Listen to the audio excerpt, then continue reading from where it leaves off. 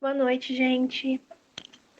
Já deu uma quantidade boa de pessoas aqui na sala. Eu acho que a gente pode continuar, professor. O Idney tá aí, né? Tudo certo, professor? Tudo certo, Luana. Estou à sua Ok. disposição. Muito obrigada. Sejam bem-vindos, gente, à 7ª semana de Engenharia Ambiental, dessa vez promovida por essa gestão maravilhosa do CAENA que a gente está tendo.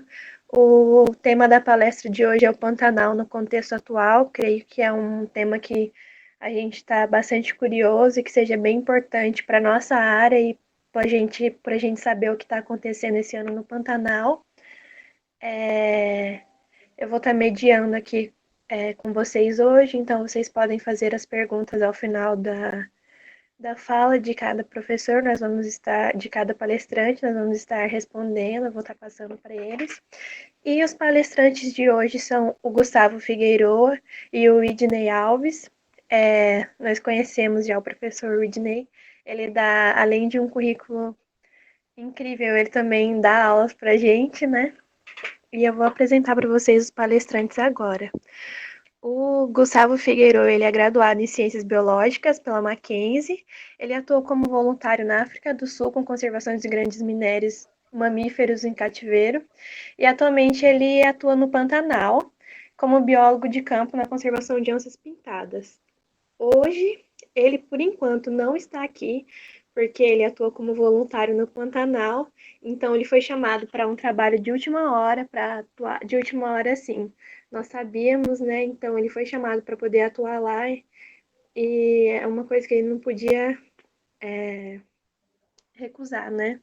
É o trabalho dele, mas provavelmente ele chegue no meio da palestra, talvez ele compareça aqui hoje com vocês, ou nós apresentaremos o conteúdo dele também. Nós vamos começar com o professor Widney. Eu vou mostrar para vocês aqui, estou mostrando o currículo dele, é esse. Ele é doutorado e mestrado em Geofísica Espacial pelo Instituto Nacional de Pesquisas Espaciais, tem graduação e bacharelado em Física aqui pela UFMS, tem experiência na área de Geociências e Eletricidade Atmosférica e estudos relacionados à qualidade do ar. E ele atua no desenvolvimento de sensores de campo elétrico para o monitoramento da poluição atmosférica. Inclusive, poluição atmosférica é uma das aulas que ele ministra para a gente, que a gente teve o prazer de ter o conhecimento dele. E o professor Widney vai começar agora com a gente. Professor, tudo certo? O senhor pode começar? Tudo certo, Luana. Obrigado aí pela sua introdução. Obrigado à equipe aí da CAENJ aí pelo convite.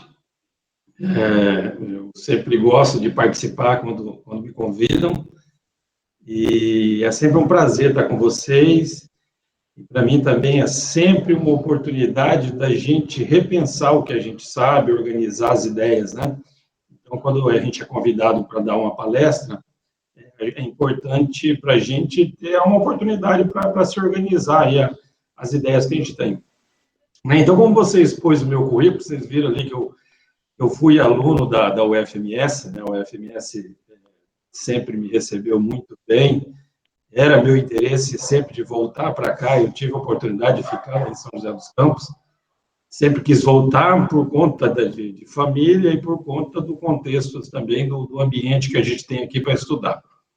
Então, só para que vocês já me viram dando aula de meteorologia, viram me dando aula de poluição, e aí sabe que eu já trabalhei com raio, sabe que trabalhei com poluição, e falei, pô, como é que esse professor chegou a trabalhar com isso? O que levou a ele? Né? Então, me permito aí contar uma breve história minha. A minha mãe, quando a gente era criança, minha mãe, posso dizer que ela era um pouco irresponsável, na verdade, por falta de conhecimento. Né? Nós morávamos numa casa que tinha muita goteira, e quando chegava no período da chuva, sempre tinha goteira, e minha mãe falava, tá tendo uma goteira aqui, aí a gente fala, vamos correr, pega uma vasilha. Então, quando eu via tempestade sempre era um momento de muita alegria, muita diversão. Você, criança, ali, vendo aquela bagunça ali com as goteiras, e falava, mãe, posso tomar banho de chuva? Pode tomar banho de chuva. Então, a gente saía correndo ali com os raios ocorrendo e você correndo o risco sem saber, porque você era criança, tomava. Então, na minha infância inteira, muito raro eu perdi uma chuva, eu tomava todas as chuvas. Então, eu ficava olhando o céu, muitas vezes, observando a formação das nuvens, esperando que chovesse para eu poder brincar na chuva que minha mãe sempre deixava. Então, eu cresci olhando para as nuvens. E então eu resolvi fazer física, simpatizava por ciência, entrei para fazer física e queria trabalhar com atmosfera já. Era a ideia trabalhar com alguma coisa com nuvem, com atmosfera. E aí entrei no grupo, o professor Amil, talvez vocês conheçam também, o outro professor Amaury, eles faziam um estudo, né, ajudavam a contar, na época era simplesmente contar, a quantidade de focos de calor que ocorria no nosso estado, ou seja, as queimadas. E aí eu comecei a trabalhar com eles nesses estudos, aí a quantidade de focos de calor, as chuvas também te relacionavam. E aí a minha intenção era ir para o INPE, fazer o doutorado e estudar raios por conta dessa influência da minha infância. Até por curiosidade, aos 9 anos de idade eu fui no velório de um amigo meu que morreu atingido por raio embaixo de uma árvore. Ele estava caçando passarinho e foi atingido. Então, o primeiro contato que eu tive aí com o grande problema de risco com os raios, né? Bom, enfim, e quando eu fui para o INPE estudar, eu cheguei lá em 99, e em 98 tinha um artigo que saiu na Science é uma das revistas mais conceituadas do mundo, e esse artigo dizia que umas queimadas na região da Califórnia, também nos Estados Unidos, uma intensa queimada, ela tinha modificado as nuvens, né, numa região dos Estados Unidos, na região central dos Estados Unidos ali, e essa modificação das nuvens gerou raios com características um pouco diferentes dos raios produzidos por uma nuvem comum. Então, olha só, eu tinha trabalhado com queimada na graduação na época do TCC, me propus para estudar raio e chego lá, eles estavam com curiosidade para entender um pouco mais esse fenômeno e saber como que esse fenômeno se daria aqui no Brasil, porque no Brasil a gente tem bastante queimadas, né? Então, quando eu cheguei, eles falaram, acho que você é a pessoa perfeita para fazer o mestrado em cima disso. E foi justamente o que eu fiz. Eu trabalhei com o estudo do quanto a poluição afeta a microfísica da nuvem, ou seja, modificando as características dos raios, né, que a gente já vai falar um pouco mais como isso se dá. E depois, isso no Sudeste, e o meu doutorado foi numa região com um nível de poluição maior, que é Rondônia, ou seja, na região de Rondônia, com os dados da NASA, ali, com os dados da rede brasileira, foi que eu fiz o meu doutorado relacionando, então, a poluição das queimadas com os raios, né? Então, é oportuno falar isso, porque o nosso tema é a queimada no Pantanal, por isso que eu quis fazer essa introdução, tá? Então, o nosso Pantanal aqui, pessoal, ele tem umas características, é um bioma muito interessante, né? Está aqui dentro do nosso terreno, a gente precisa conhecê-lo mais.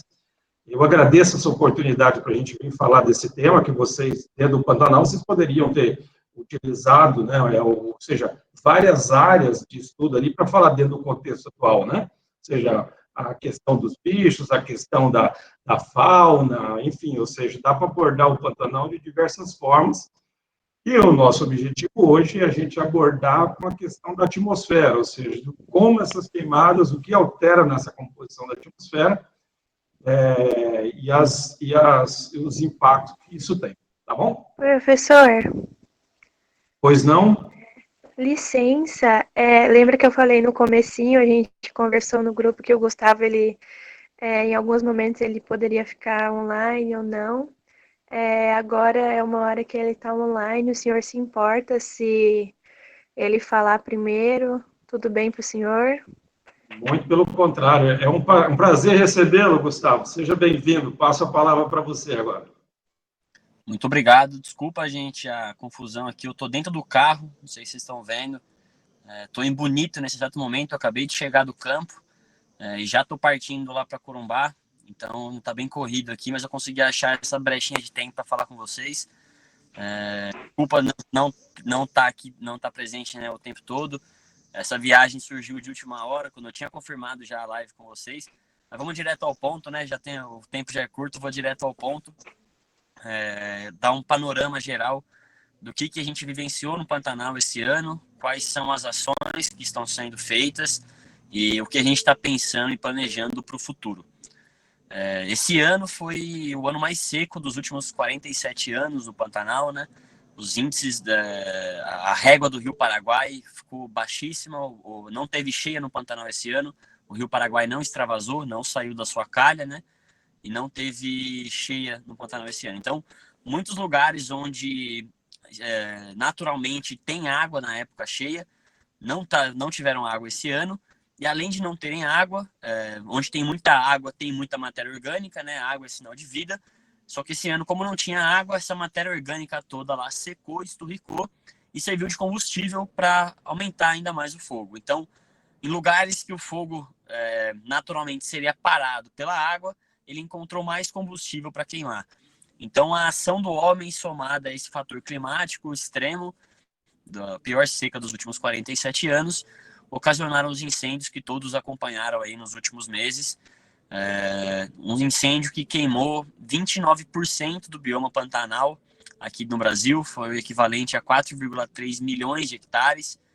Para quem não tem ideia do tamanho dessa área, isso é equivalente a 29 cidades de São Paulo, ou seja, a maior cidade do Brasil, uma cidade gigante, 29 delas foram queimadas no Pantanal.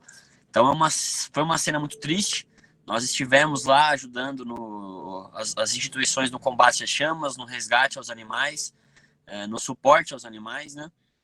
E o cenário que a gente encontrou, principalmente lá na Transpantaneira, na região do Porto Jofre, que foi a região que nós mais atuamos, foi muito triste, foi muito desesperador. A gente visitou o Parque Estadual Encontro das Águas, que é o lugar com a maior concentração de onças pintadas do mundo, que fica ali na divisa entre Mato Grosso e Mato Grosso do Sul, né, no Porto Jofre. 90% do parque foi queimado. A gente viu muito bicho morto, inclusive onças pintadas. Então, para você, imagina que uma onça pintada é um animal super ágil, consegue correr, consegue pular, subir árvore, nadar. Se um bicho rápido como esse foi afetado, encontramos várias onças com patas queimadas, onças mortas. Então, se um incêndio afetou um predador que nem uma onça, que é muito ágil, imagina os outros animais que não são ágeis. Imagina um tamanduá, répteis, anfíbios, tatus, enfim, é uma diversidade gigantesca de fauna que foi perdida. Então o cenário foi bem desolador. O SOS chegou até essa região para fazer uma análise da situação e apoiar as instituições que já estavam lá. Então nós não fazemos resgate de animal, nós não apagamos fogo, mas nós damos o suporte para as instituições que estão fazendo isso. Então nós compramos bombas d'água, compramos combustível para os caminhões, fretamos caminhões para levar frutas de Cuiabá até o Porto Jofre para ser distribuído pelos pontos de alimentação que eles estavam fazendo lá. A gente pagou estadia, pagou logística do GRADE, que é o Grupo de Resgate de Animais em Desastres. Então, a gente deu todo esse suporte logístico e operacional para as instituições fazerem um trabalho melhor e alcançar mais resultado. Então, o GRADE, por exemplo, eles não tinham como acessar o Rio São Lourenço nas áreas por barco, né, do Parque Estadual. Então, nós conseguimos um barco para eles, bancamos as diárias do barco. Então, esse foi um trabalho emergencial que nós fizemos. Nós apoiamos outras instituições, né, o Instituto Arara Azul, o Instituto Homem Pantaneiro. A gente não só dinheiro em si, mas a gente também ajudou com aluguel de carros. A gente bancou o aluguel de carros pro pessoal do IHP, o Instituto Homem Pantaneiro, para eles trabalharem lá na Serra da Molar. Então, a gente fez um trabalho muito grande, continua fazendo, e a gente percebeu que essa é só a ponta do iceberg. A gente vai, no futuro, o Pantanal vai voltar a queimar. O fogo, eu perdi o começo da fala do professor, mas eu acredito que ele falou, né? Eu cheguei na parte dos raios, então o fogo no Pantanal é uma coisa recorrente, naturalmente ele ocorre. Então, o fogo ocorre antes da ocupação humana no bioma, mas com a ocupação humana, esses focos de incêndio aumentaram demais. Para vocês terem uma ideia, mais de 90% dos incêndios causados no Pantanal são por ação humana, seja direta ou indiretamente, né? Intencional ou não. Então, às vezes, é um cara que fez uma fogueira pescando ali do lado do rio, o vento bateu numa fagulha, levou ela para o mato e começou o fogo. Às vezes, é o cara que foi fazer uma queima prescrita, mas ele fez isso sem autorização, na época errada, quando estava seco demais e perdeu a mão, o fogo alastrou. Também não é intencional, mas se o cara fez na época errada é crime. E tem gente que põe fogo realmente para prejudicar as pessoas, para prejudicar a fauna. Tem gente que realmente é do mal. Então, a ocupação humana, seja intencional ou não, aumentou muito esses números de incêndio. E esses incêndios tão recorrentes, eles já viraram uma marca registrada no Pantanal e todo ano pega fogo. E a gente sabe que ano que vem vai voltar a pegar. Então, o que a gente percebeu é que é preciso um plano estruturado para prevenir esses incêndios no ano que vem. Então, por isso, uma boa parte do recurso que nós estamos arrecadando na nossa campanha vai ser direcionado para a criação de brigadas fixas pelo Pantanal. Então, a ideia é que nós tenhamos várias brigadas espalhadas pelo bioma, brigadas bem treinadas, bem equipadas e integradas aos bombeiros, para que elas possam dar uma resposta rápida assim que o fogo comece, ano que vem, porque quando o fogo está no começo é muito mais fácil você controlar. Quando o fogo está no início, você consegue controlar ele e evitar que ele se espalhe. A hora que os incêndios tomam a proporção que eles tomaram esse ano, que vocês viram, é praticamente impossível, não existe avião no mundo, não existe força-tarefa no mundo que consiga segurar uma força da natureza como essa. A única força da natureza que é possível de impedir o fogo de alastrar é uma outra força da natureza, que é a chuva. Então, esse ano foi muito seco, a chuva começou a vir só agora, nessas últimas semanas. A situação melhorou bastante já, mas agora a gente encontra um cenário devastado, né? Tem muito trabalho pela frente. Nós estamos aqui agora, acabei de voltar da terra indígena Caduel, aqui no Mato Grosso do Sul. A gente foi entregar cestas básicas para as comunidades que já vinham sofrendo por causa do Covid, por causa dessa seca enorme e agora principalmente por causa do fogo. Então, nós estamos fazendo esse trabalho também de apoio a comunidades dentro desse movimento. E aí, outros trabalhos como restauração do Pantanal serão iniciados com o pessoal do FMS, do Laboratório de Ecologia da Intervenção. Então, a gente vai restaurar algumas áreas prioritárias, mas principalmente nosso maior plano é a criação das brigadas fixas, porque realmente a gente acredita que é isso que vai fazer a diferença no ano que vem, quando os incêndios começarem.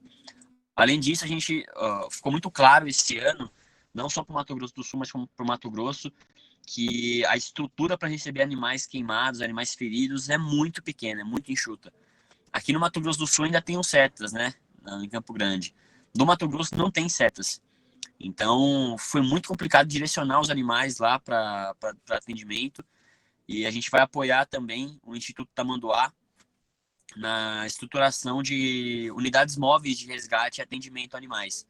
Então, a ação toda que nós estamos fazendo a gente está olhando para o macro, né, para o todo, para apoiar tanto nas ações de apoio emergencial a comunidades e fauna, como apoios de médio e longo prazo, que são a restauração, a criação das brigadas fixas e a criação dessas unidades de apoio à fauna. Então, acho que é esse o panorama geral do Pantanal, né? Tem muito trabalho a ser feito, a situação foi bem feia, a gente não tem ainda a dimensão do estrago, principalmente para a fauna, a gente não tem ideia do quanto que foi impactado, né? Quanto que a fauna foi impactada, mas foi uma perda muito grande e, enfim, agora para falar sobre as propriedades do fogo, falar como que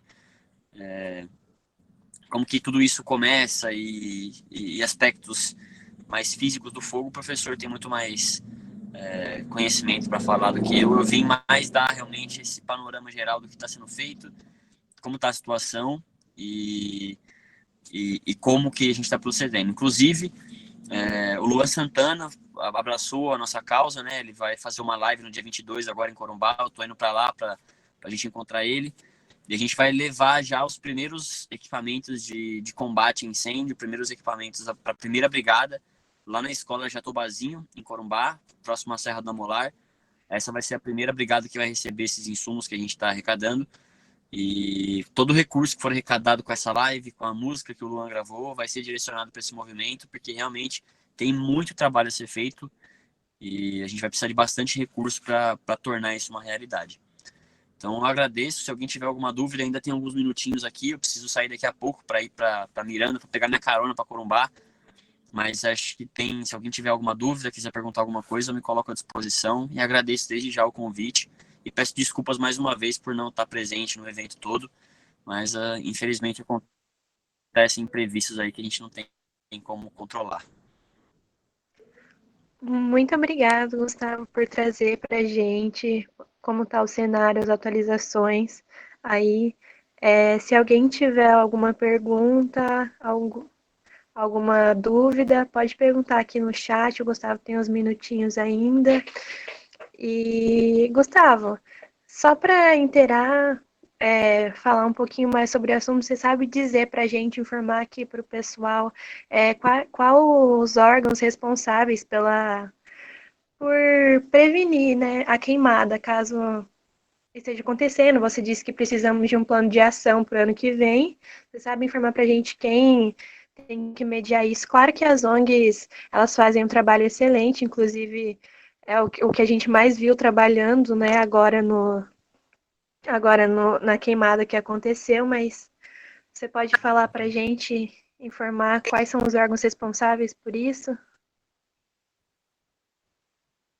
O principal órgão de combate e prevenção a incêndios, tanto no Mato Grosso quanto no Mato Grosso do Sul, é o IBAMA Preve Fogo.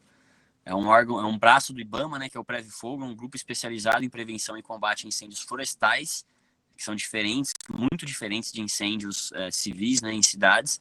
Então, eles são muito bem treinados, é uma equipe sensacional, que fazem o combate todos os anos, mas o problema é que eles são contratados, boa parte desses brigadistas, eles são contratados apenas 6 meses do ano, apenas quando as queimadas estão começando.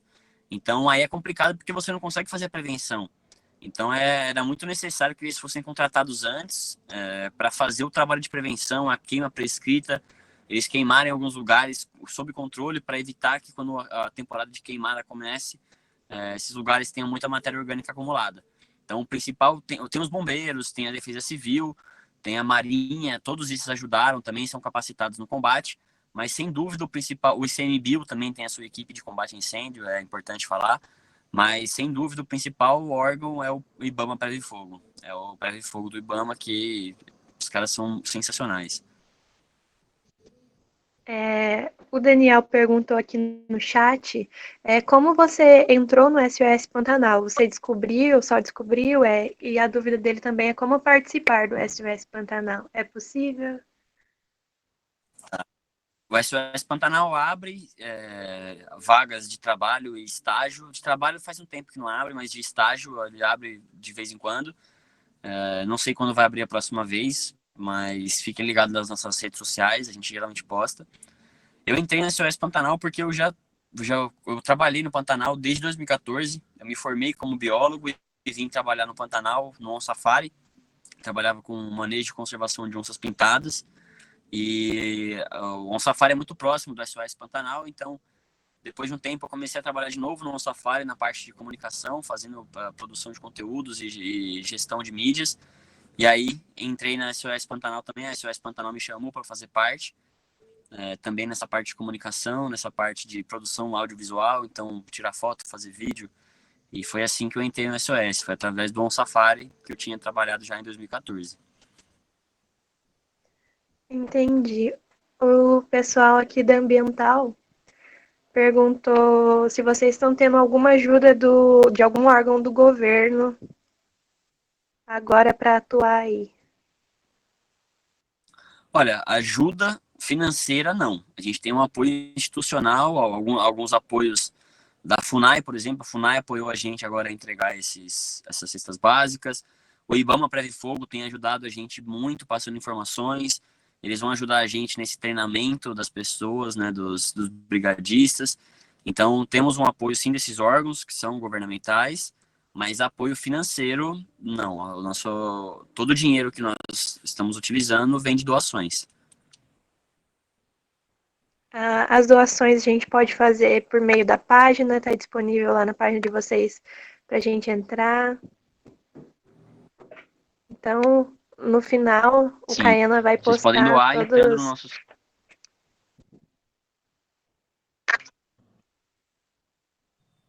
Opa, deu uma Desculpa, acho travada que aqui. cortou. Não, não sei se é a minha internet ou a sua, mas tá meio travado também. Pode falar agora que a gente está Bom, ouvindo mas quem certinho, quiser Gustavo. ajudar... Tá, legal. Quem quiser ajudar pode acessar o nosso site www.sospantanal.org.br. Então, tudo junto, sospantanal.org.br. E vai na parte lá de doações e todo recurso que for arrecadado vai ser direcionado para essas ações de prevenção e ações emergenciais, né, de dar suporte à fauna e a comunidades. Então, muita gente acha que, às vezes, trabalhar compartilhando, né, apenas e doando é muito pouco, mas já faz uma grande diferença. Todo mundo da sua casa compartilhando nossa mensagem e pedindo doação já ajuda demais e essa é a melhor forma no momento de ajudar. Entendido.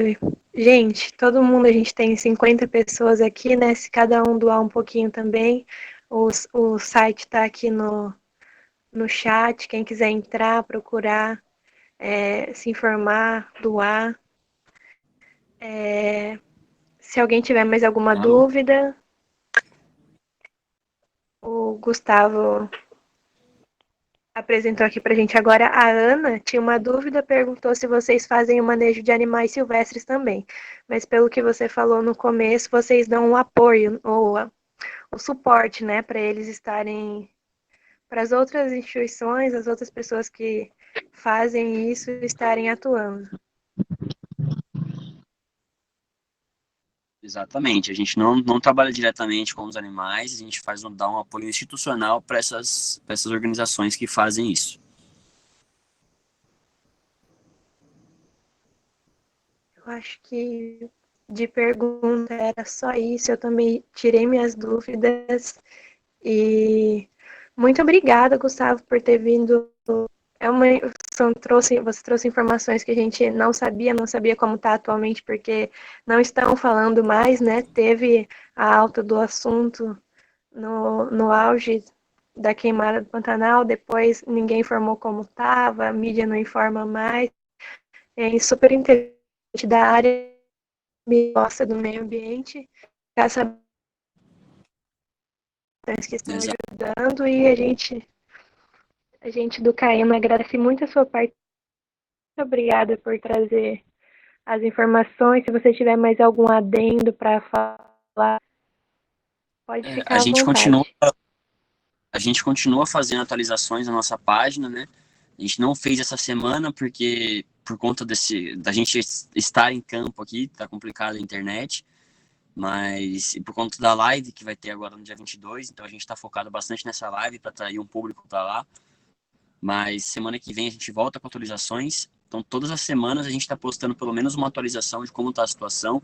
Agora o fogo passou, então praticamente não existe mais focos de incêndio. Mas agora vem o problema das consequências desse fogo, né? Então a gente vai continuar atualizando. Quem quiser seguir as nossas páginas, @SOS Pantanal, no Instagram e no Facebook.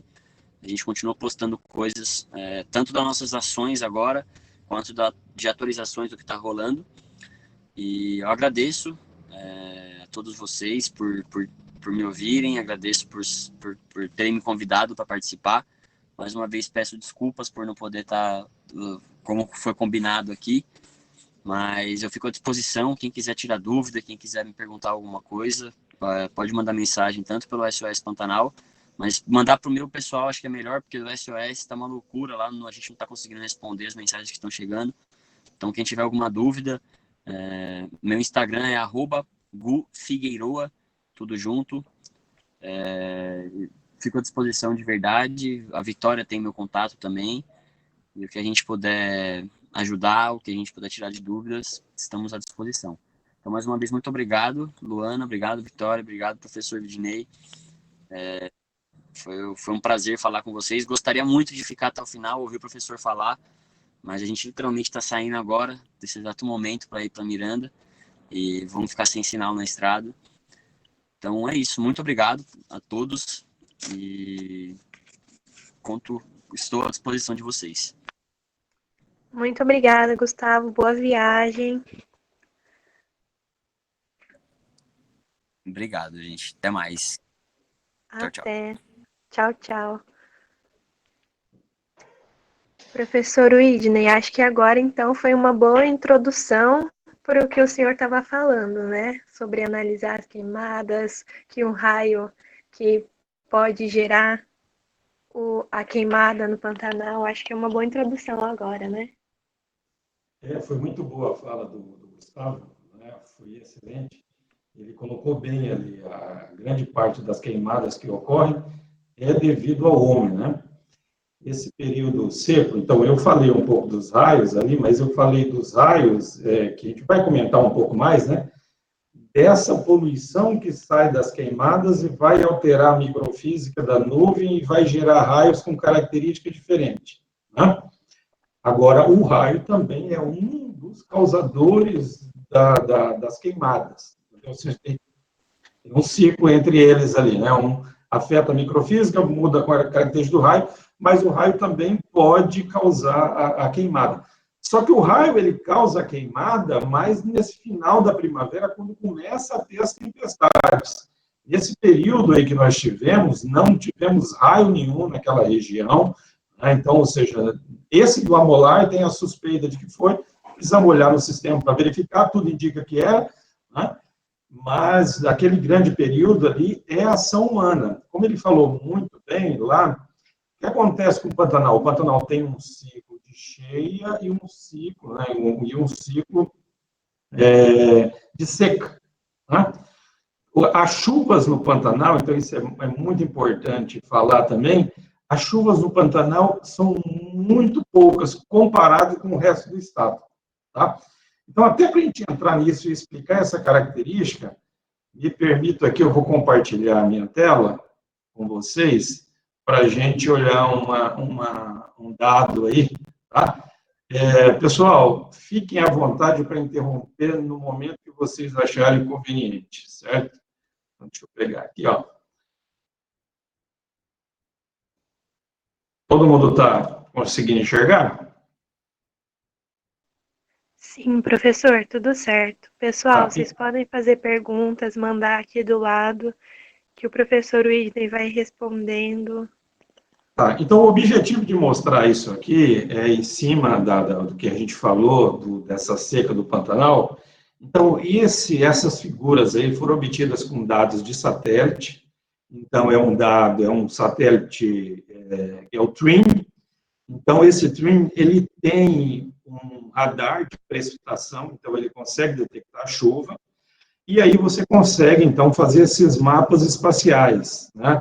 Porque se você não tiver esse sensor, você vai depender das estações meteorológicas, que são pontuais, mas que têm uma resolução temporal muito boa, né? Ou seja, é evidente que se você pegar as estações meteorológicas, naqueles pontos ali, por exemplo, lá em Corumbá, que está aqui, ó, você vai ver, se você comparar com outros pontos, que a chuva ao longo do ano, nessa região, ela é muito menor do que a outra. Então, esse mapa, esse aqui à direita, pessoal, à esquerda, desculpa, é a precipitação total. Aqui que é a precipitação total. São as chuvas convectivas, nuvens convectivas, que atuam principalmente no verão, são nuvens que têm desenvolvimento vertical e tal. E essa aqui à direita são chuvas, aqui, desculpa, à esquerda é total a convectiva e a estratiforme, e essa aqui à direita é só convectiva. Então, eu mantive esse mapa aqui. Esses valores aqui são médias ao longo média mensal. Então, se você quiser obter o valor anual, você multiplica por 12 aqui.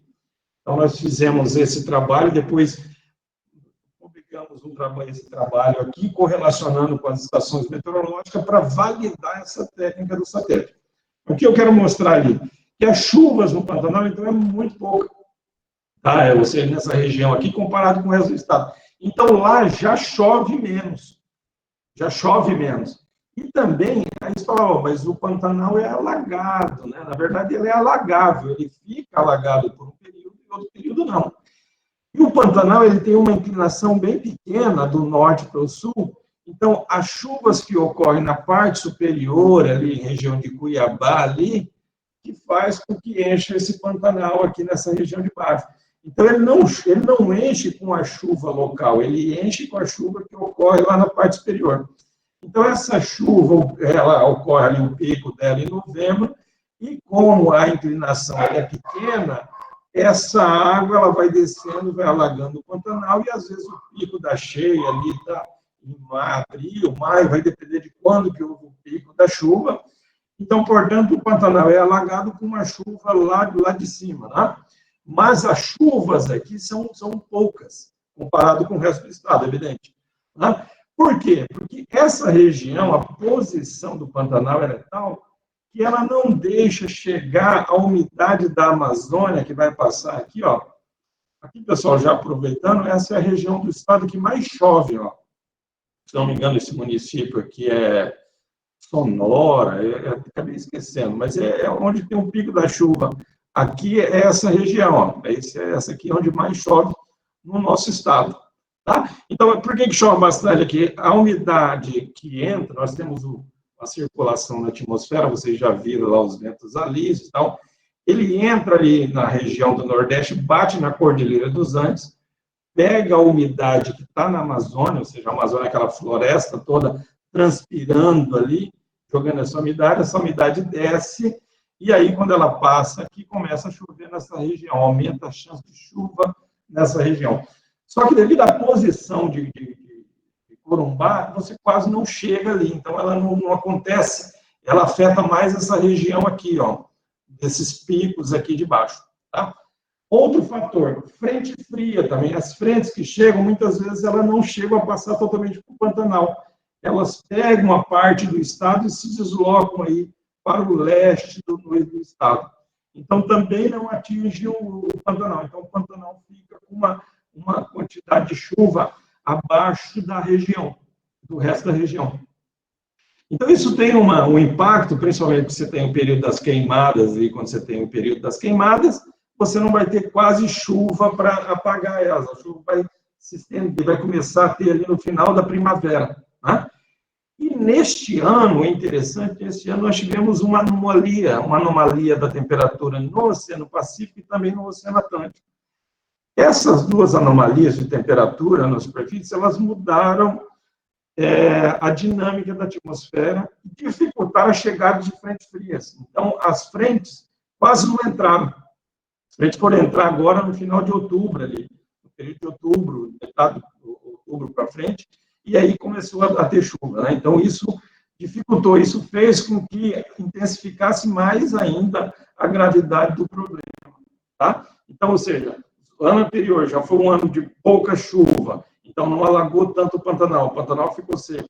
E esse período, a chegada da chuva demorou para acontecer, e aí o que a gente tem? Você vai ter abundância de biomassa ali seca, de combustível, certo? E, é evidente, tendo esse material aí, fica mais fácil de ocorrer as queimadas. Evidentemente que a queimada não ocorreu por raio, foi ação humana, tá? Como o Gustavo colocou ali, se a brigada tivesse sido contratada no período correto, houve um atraso dessa brigada, eles teriam apagado os focos no início, não teriam deixado eles se estenderem do jeito que aconteceu, né? Eles conseguiriam ter um controle, porque se a queimada ela está no início, você consegue facilmente apagar. Agora, se já está ali vários focos, você já vai perdendo, né? É uma luta que você não vai conseguir vencer. Tá? Agora, um outro aspecto que eu vou aproveitar e passar para vocês, esse fato do Pantanal, então, ter baixa chuva, ele também tem baixa cobertura de nuvem. Então, a região do Pantanal, ela tem mais horas de sol do que o resto do estado.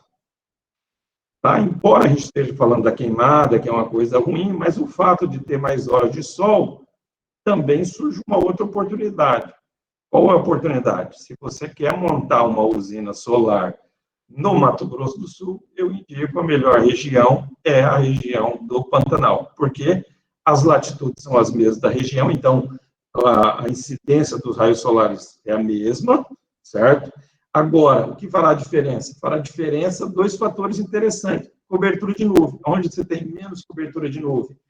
No Pantanal. Então, menos cobertura de nuvem faz com que você tenha mais horas de sol. Mais horas de sol, você vai produzir mais energia. Tá? Então, era só uma curiosidade que eu queria colocar em cima do fato de a gente ter essa baixa quantidade de chuva no Pantanal com o resto do estado. Certo? Então, o Pantanal um pouco inclinado, ele é alagado com essa chuva que vem lá da cabeceira. Tá? Bom, é uma região interessante para estudar vários processos na atmosfera. A gente tem uma torre no Pantanal e a gente quer entender um pouco mais as coisas ali. Tá? Pessoal, como a gente vai mudar de assunto agora para falar dos efeitos das queimadas, alguém quer fazer algum comentário sobre isso que eu falei aqui?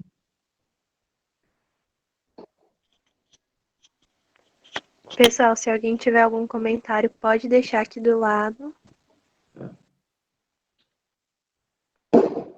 Não sei se É interessante isso que o senhor colocou, professor, sobre a energia solar, que eu sempre estou pensando nisso e não tinha associado esse fato de que com pouca nuvem geraria mais horas de sol. Mais horas de sol, seria muito legal saber. Ou seja, vai fazer um investimento, qual lugar que tem um potencial solar melhor, é aquela região ali. Né? Sem falar que nós estamos no final de linha, ou seja, nós estamos ali numa condição próxima do Amapá, ali, ó. Só tem uma linha chegando ali, então uma interrupção no meio do caminho ali deixa Corumbá desassistido, né? Então, se você tiver uma usina solar ou uma outra ali, é importante para atender aquela comunidade.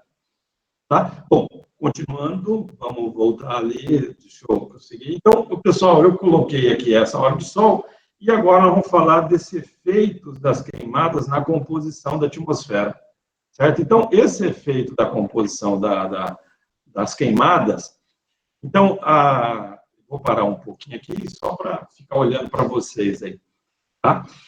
Então, essas queimadas, quando ocorrem, né, devido a algum homem, principalmente, que é o maior caso de ter colocado fogo, né?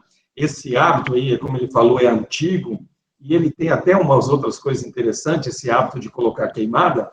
Tem uma questão religiosa, que, por exemplo, no dia 24 de agosto é o dia de São Bartolomeu. São Bartolomeu ele foi queimado na Idade Média ali, numa guerra santa, se não me engano, em Paris, entre os católicos e os protestantes. Então, São Bartolomeu morreu queimado ali, acho que 5.000 pessoas morreram queimadas nesse dia 24 de agosto. Ficou conhecido como o dia da queimada. Então, quando essa história é passada, ela é passada sem contar a questão religiosa, o conflito que houve, é passado ali, que houve ali é o dia da queimada. Então, o que acontece? Na região centro-oeste, principalmente, que é essa época seca, que as pessoas vão fazer a limpeza do pasto, toda a preparação do pasto, colocam aquilo ali, e aí, por um período aqui no Brasil, o dia 24 de agosto era um dos dias mais que tinha queimadas no Brasil. Porque eles falavam o dia da queimada, então, queimada. Bom, então, quando tem essa queimada ela passa por alguns estágios de temperatura, certo? Esse estágio de temperatura faz com que você arranque esse material, esse combustível, essa biomassa, alguns materiais. Então, ali na dada temperatura, você vai sair com material particulado, um dado tamanho, você vai sair com os compostos, enfim, a temperatura da chama vai impactar também nesse material que vai ser colocado na atmosfera. Qual o material que vai ser injetado na atmosfera? Quais os principais? Então, os principais são injetados é o CO2. CO2 é um poluente climático, né? Um poluente climático, ou seja, ele atua no efeito estufa, ele intensifica, então, o efeito estufa no planeta, certo? Você tem a queima da biomassa ali com oxigênio, vai formar esse CO2. Além dele, você tem também monóxido de carbono. Esse monóxido de carbono já é um poluente do ar, ou seja, afeta a saúde das pessoas que vão estar na proximidade. Né? Além dele, você tem hidrocarboneto, você tem óxido de hidrogênio, você tem o material particulado. Então, quando você tem essa queimada, ela vai jogar na atmosfera esses materiais que estavam ali retidos da biomassa, então ela vai fragilizar o solo, ela vai arrancar nutrientes importantes. Então, quando você vai fazendo essa queima continuada ao longo dos anos, você deixa o solo fraco, você vai jogar esse material na atmosfera. Bom, agora, quando você joga esse material na atmosfera, você joga, por exemplo, CO2, ele é um poluente que a gente chama, pessoal, de forçante positiva. Ele é um poluente de forçante positivo. O que é um forçante positivo? Ele contribui para o aquecimento global, ou seja, ele intensifica o efeito estufa. Agora, ele joga também o material particulado. O que são material particulado? São pequenas partículas que estão em suspensão na atmosfera. Essas partículas, quando elas estão na atmosfera, então, elas vão atuar já como um fator negativo. Mas falar, como assim um fator negativo? Eles vão, na verdade, refletir parte da radiação que chega. Então, esse é o primeiro atuação dele direta. Tá? Então, eu vou também colocar ali para vocês dar uma olhada nisso, isso é super interessante. Vamos voltar lá. Tá? Aqui, deixa eu fechar aqui. Então, esses efeitos aqui. Aqui, então, tá. Quando esse material particulado, então, ele está na atmosfera, ele tem um efeito direto, que ele vai refletir na atmosfera, então ele é uma forçante negativa. E ele tem um outro efeito que a gente chama de indireto. O que é o efeito indireto? Para formar uma gota de nuvem na atmosfera, você precisa ter esse material em suspensão, ou seja, são pequenas partículas que vai facilitar esse vapor da água se tornar uma gota, né? Porque se não fosse ele, você não teria na atmosfera essa condição de formar uma gota. Bom, o que acontece? Então, quando você tem bastante material particulado na atmosfera, essa quantidade de vapor existente, ela vai se dividir por um maior número de núcleos de condensação, porque você vai ter um monte de núcleo de condensação. Isso faz com que a gota, ela comece a sua vida de um tamanho muito diminuto, muito pequenininha. Então, o que acontece? Essas nuvens que estão nessa condição, elas muitas vezes não conseguem crescer o suficiente para que a gota chegue ao tamanho próprio para se precipitar, ou seja, para gerar a chuva. Então, o que acontece? Elas formam a nuvem, mas ela não consegue crescer a gota, ela se dissipa de novo, e aquele vapor de água que está ali, aquela umidade, vai fazer uma chuva em outro lugar. Então, a queimada faz com que você mude regionalmente a posição da chuva também. Olha só que interessante. Agora, além disso, esse fato da nuvem começar com essa gota pequena, porque você tem um monte de núcleo de condensação ali, e aí faz com que o tempo de vida da nuvem aumente. O tempo de vida da nuvem aumentando, você também faz com que você reflita mais a radiação. De novo, então, de forma indireta, esse material particulado ali, ele vai ter uma atuação como forçante negativa climática. Então, só fazendo um resumo. O professor, o senhor falou do CO2, que é emitido numa queimada, que é uma forçante positiva, ou seja, tende a aumentar o aquecimento global, ajuda no aquecimento global, tende a ajudar a aumentar a temperatura da superfície do planeta. E o senhor falou também que o material particulado, que também é emitido por uma queimada, ele atua como uma forçante negativa, diminuindo essa quantidade de radiação que chega na superfície, consequentemente ajudando a diminuir a temperatura do planeta. No balanço, quem é mais efetivo? No balanço, quem é mais efetivo é o CO2, que fica mais tempo na atmosfera. Tá? Então, isso é importante. Então, isso aí que a gente falou, pessoal, é um dos efeitos, olha só, no clima, com essa questão das emissões da queimada. Tá? De novo, repito para vocês, qualquer momento, me interrompa ali. Como eu estou ali na tela, fiquem à vontade para perguntar, tá? Pessoal, então, agora só para a questão das queimadas que ocorreram no Pantanal, nessa condição. Então, nós já falamos que a demora, esse ano teve uma questão climática ali, ou seja, anomalias no Oceano Pacífico, no Oceano Atlântico, dificultaram a chegada de frentes frias, né? Então, baixa pluviometria, muito material disponível, aumentou a chance de ter queimadas. Mas eu acredito que, além desse fato, né, a queimada ela não vai ocorrer naturalmente, ela começa a ocorrer naturalmente quando você tem tempestades na região, ou seja, é evidente que o raio ele pode andar até 100 km, mas não é aquele caso ali. Então, na maioria desses casos ali, foram queimadas produzidas para tratar o pasto, para mexer, ou seja, ali na questão do boi e tudo, tá? Então, olha só, eu entrei na página do INPE hoje e peguei ali quantidade de queimadas, de focos de queimada, que o INPE registrou aí, certo? Ao longo desse período ali, ao longo de mais de 20 anos de idade. Então, ele tem isso aqui. Lá depois eu passo o link para vocês brincarem ali e também começaram no futuro a trabalhar com isso. Como você seleciona? Então, lá eu consigo selecionar o bioma por biomas, cada bioma ele te dá.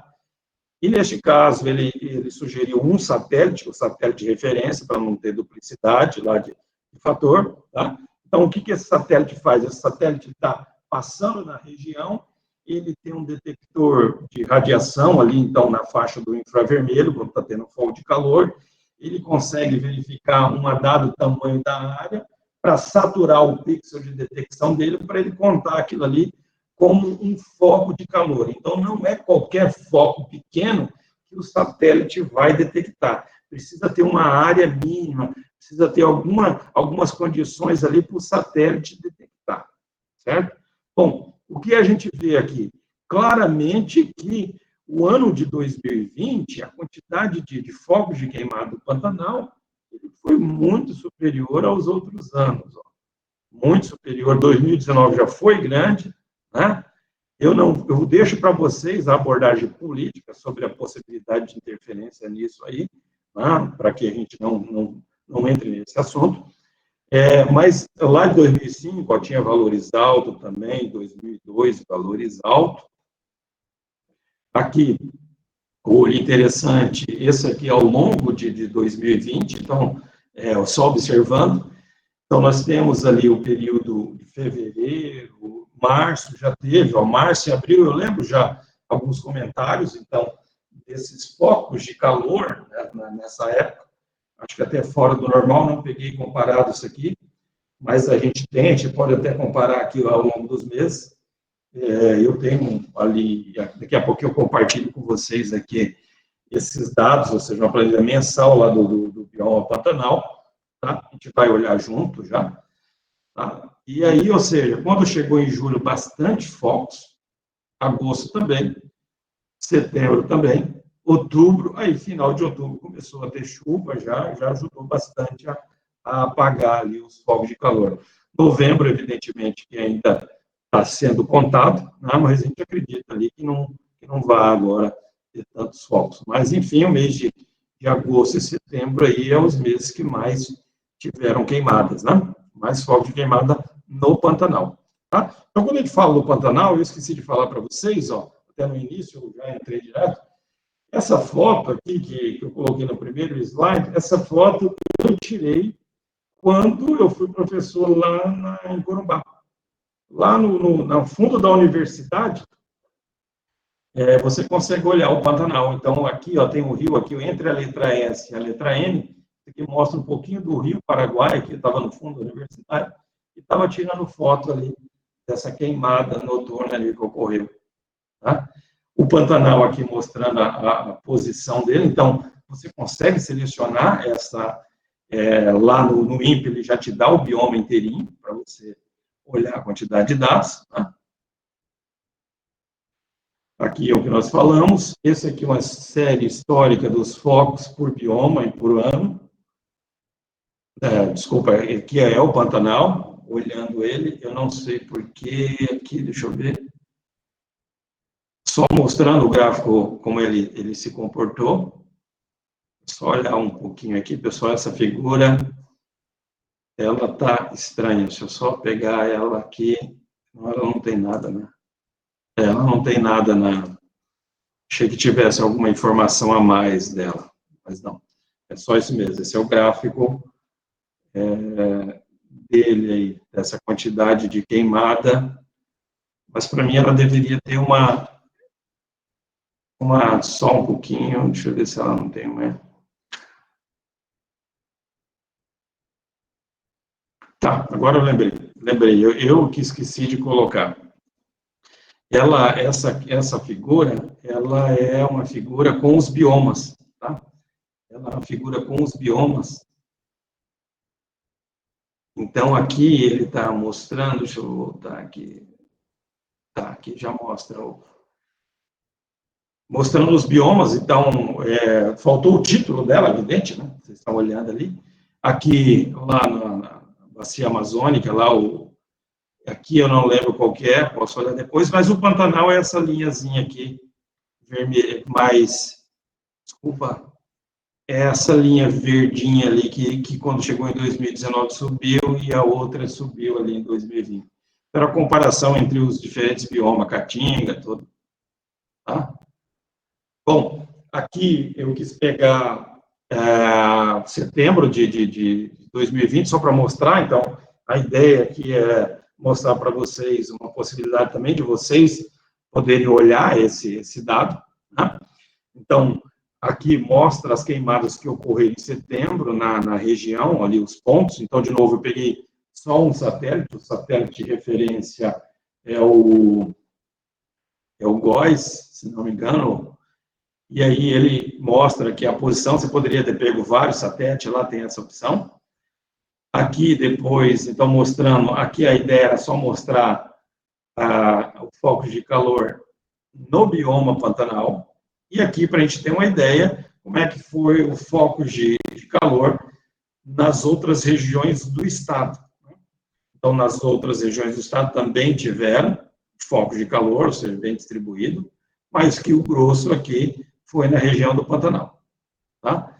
Então, eu já comentei com vocês os principais poluentes emitidos pelas queimadas: monóxido de carbono, óxido de nitrogênio, hidrocarboneto, material particulado, certo? Então, faltou o CO2 também, né, aqui, mas eu levei mais em conta aqui a questão da poluição do ar. Esses aqui, para vocês terem uma ideia, um satélite, sensores a bordo de satélite, que permite medir, pessoal, vários poluentes na atmosfera. Por que eu estou mostrando isso aqui?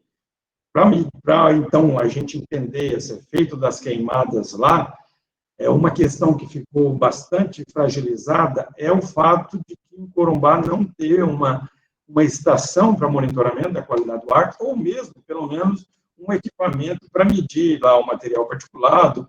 O bom seria também medir o CO, medir o ozônio, para a gente ver, né? Mas, enfim, e aí, como que a gente pode estimar que as pessoas lá vão estar submetidas a qual nível? Então, não tem, falta. Por ser caros os equipamentos, é difícil de ter. Mas, por satélite, a gente pode ter uma ideia. E agora, com a estação que nós estamos montando aqui, a gente pode até fazer uma comparação quantitativa de quanto que ele vai dar, ou seja, o nível que o satélite está medindo aqui comparado com a estação nossa, a gente vai poder estimar um pouco melhor quanto que vai estar lá em Corumbá, ali, quando tiver a poluição. Tá? Então, você tem diversos sensores aqui a bordo, diversos sensores que medem ali os poluentes ali provenientes de queimadas e outros não provenientes de queimada, tá? Mas que ajudam a entender, então, essa questão da qualidade do ar.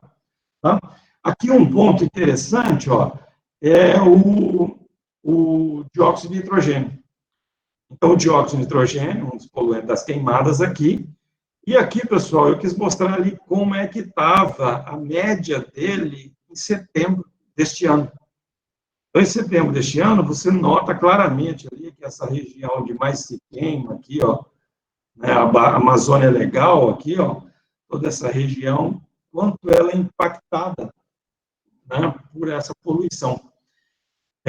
Aqui é interessante ver também, né, que nós temos essa localização aqui. Deixa eu ver se eu tenho ali uma outra slide, só para que vocês possam olhar. Ó. Eu vou abrir ele aqui, para a gente chamar a atenção de um outro ponto também.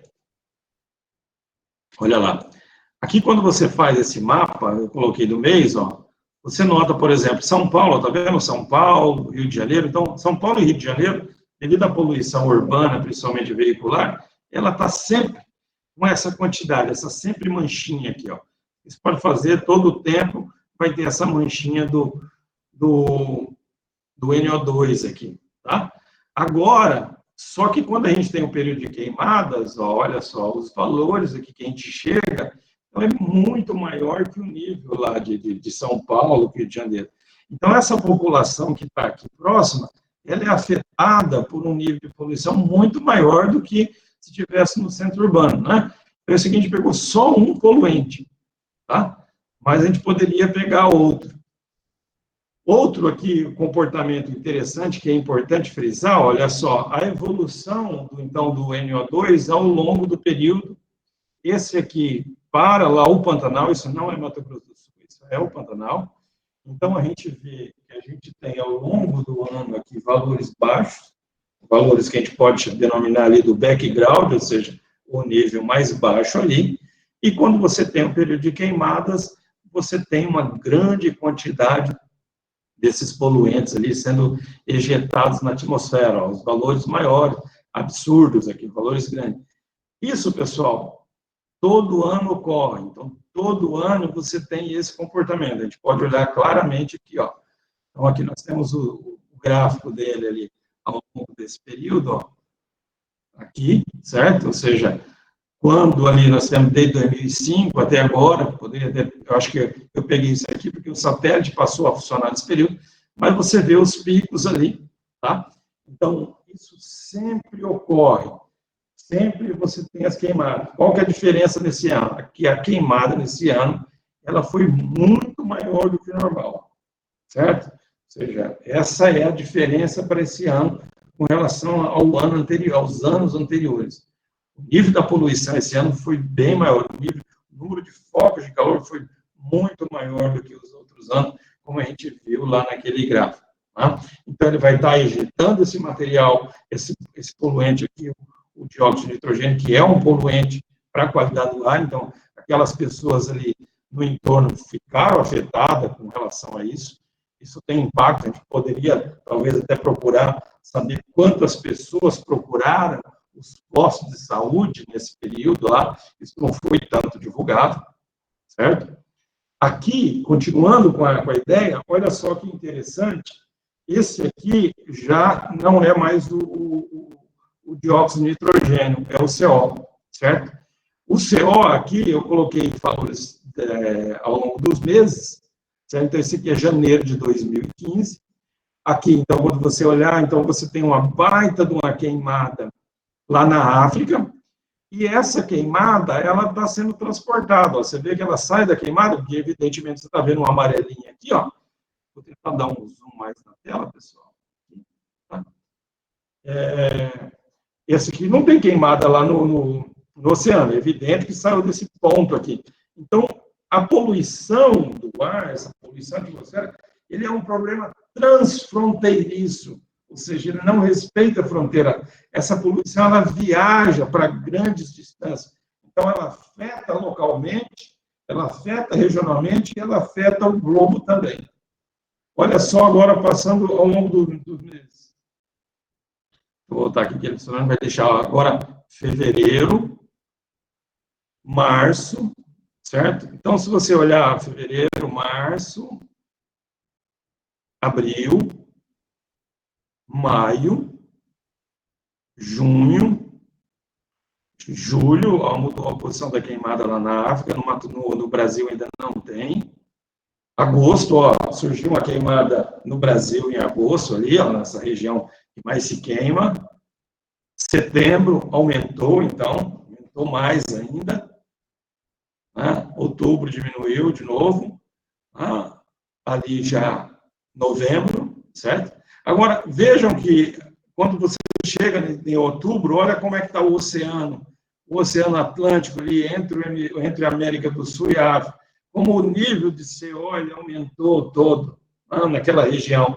Ou seja, isso viajou, então isso vai afeta o clima. Tá?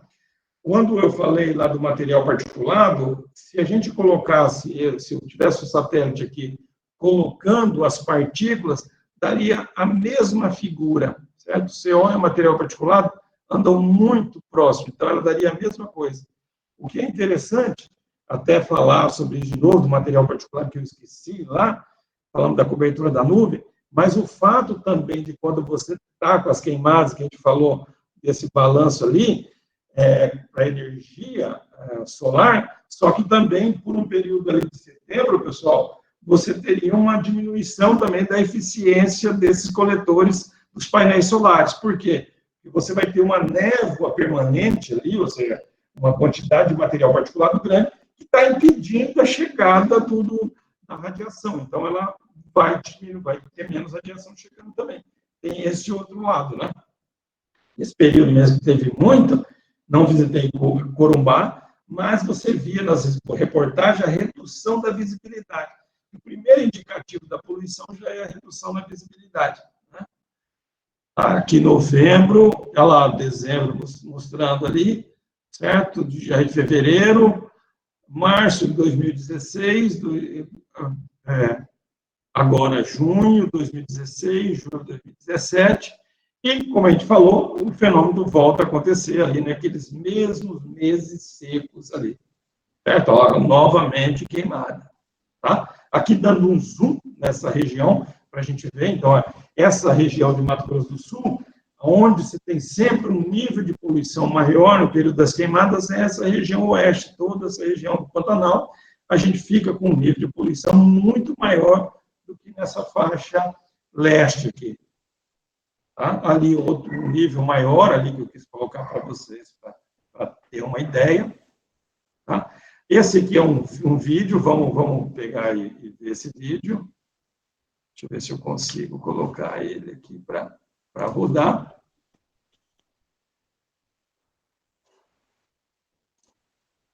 Ele vai mostrar, então, esse é o monóxido de carbono, esse é um vídeo feito pela NASA ao longo do período, ao dia a dia, certo? Então, você vê o transporte dessa poluição saindo da América do Sul, veja que ela viaja para a Austrália, até ela passa pela África, ali, vai lá na Austrália, ou seja, ela, na verdade, ela dá a volta no globo, né? Essa poluição, ela dá a volta no globo. Então, realmente, é um problema. Olha essa concentração absurda que viajou. Isso foi de 2005. Provavelmente deve existir esses vídeos mais recentes, de outros anos, certo? Mas vão mostrar a mesma condição, um período maior ou menor, né?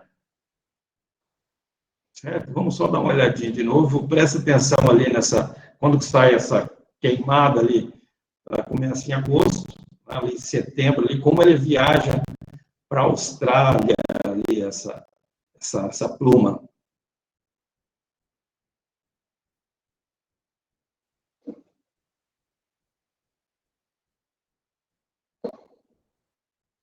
Setembro, então esse período com uma concentração, uma quantidade maior, tá? Isso que ele está mostrando aí, as cores, evidentemente, que são a concentração delas, né? E aí ele se encerrou ali, mostrando. Então, o impacto que a queimada tem não é somente local, né? Dá para ver claramente essa questão transfronteiriça do problema. Certo? Além desse aqui, deixa eu mostrar para vocês um outro que eu fiz para vocês aqui, ó. Por exemplo, a questão do material particulado. Eu coloquei aqui esse aqui, pessoal, quando vocês estiverem fazendo agora a outra parte do nosso curso de poluição, eu vou ensinar vocês a fazerem isso aqui. Então, eu simulei aqui no programinha da NOAA uma queimada, então uma queimada de cerca de 100 hectares, eu posicionei ela aqui. Eu posicionei ela de forma conveniente, mas isso aqui a gente poderia ir lá aonde o INPE mostra os focos de calor, dá para saber a área que foi queimada, então dá para colocar nesse ponto aqui, essa área que está sendo queimada, e fazer essa simulação que eu vou mostrar para vocês aqui. Então, essa simulação, ela considera o quê? O tipo de material que está queimando, e aí, através da agência americana, eles já têm as tabelas feitas de quanto material particulado 2,5 está sendo ejetado na atmosfera e ele está sendo transferido. Tá? Então, aqui, nota, olha só, o quanto que a poluição, ó, os níveis, ó, nessa condição aqui, nós passamos ali já, deixa eu mostrar aqui, ó.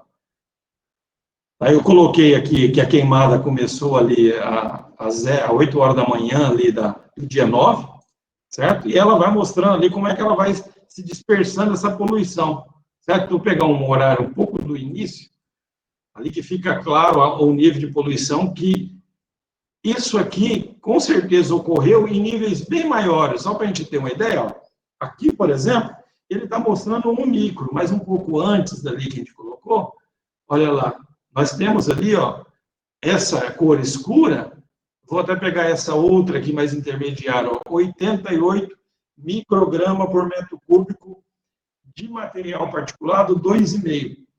Então, esse aqui, a gente colocou uma área de 100 hectares queimando só, mas naquele período houve várias queimadas com áreas maiores, áreas menores, enfim. Então, o que aconteceu? A população lá ficou exposta a um nível de poluição muito grande. Aqui dá para a gente ter uma ideia só de quanto que foi o problema, certo? Então, professor, eu queria fazer esse estudo mais completo. Dá para fazer, precisa de mais gente se envolver com isso, tá? E aí, ou seja, aqui o material particulado sendo disperso ali nessa dispersão através desse modelo ali, tá? Ela vai, lógico, considera a direção do vento ali, vai considerar a conservação da massa emitida, por isso que ele está ali sendo depositado ali, certo? E vocês já não viram mais, tá? Então, isso é super interessante para a gente avaliar. Então, esse programa aqui ajuda a gente a avaliar o impacto que a queimada tem na qualidade do ar, neste caso aqui, considerando somente o PM 2,5, tá? Pessoal, então, passando aqui, agora vamos entrar, então, no que a gente fala um pouco mais, na poluição do ar. Então, o que é uma... Alguém quer falar alguma coisa? Fiquem à vontade. Se quiser que repita alguma coisa. Tá? Então, o poluente...